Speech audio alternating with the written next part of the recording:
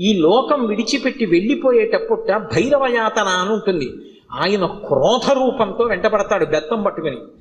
ఆయన్ని చూసేటప్పటికి భయపడి చెమటలు కక్కుతూ పరిగెడతారు. పరిగెత్తి పరిగెత్తి పరిగెత్తి దాహార్తితో యమసదనం దగ్గర అగ్నిజ్వాలలతో ఉంటుంది తోరణం. ఆ తోరణం కింద నుంచి దూరుతాడు కాలిపోతూ. ఆ దోషం పోవాలి అంటే కాలభైరవ దర్శనం చేస్తారు. కాఠ్మండూలో కాశీపట్టణంలో కాలభైరవ దేవాలయాలు ఉన్నాయి. కాలభైరవ దర్శనం చేస్తే భైరవ దండన అని ఆయన వేస్తాడు. ఓ బెత్తం పెట్టి ఓసారి వీపు మీద కొడతారు ఇలాగా. అంటే అక్కడతో ఆ పాపాన్ని తీసేస్తాడు. ఆ చాలా అనుగ్రహమూర్తి. అలాగే కార్తీక మాసంలో వచ్చేటటువంటి పౌర్ణమి నాడు జ్వాలాతోరణం చేస్తారు. కొత్త గడ్డి తీసుకొచ్చి తోరణం కట్టి ఆ గడ్డి అంతా పెట్టి ఆవు నెయ్యి పోసి వెలిగిస్తారు. వెలిగించి పార్వతీ పరమేశ్వరులు పల్లకీలో వెళుతుంటే హరహర మహాదేవ శంభో శంకర అంటే భక్తులు కూడా పల్లకీతో వెళ్ళి మళ్ళీ వస్తూ ఉంటారు.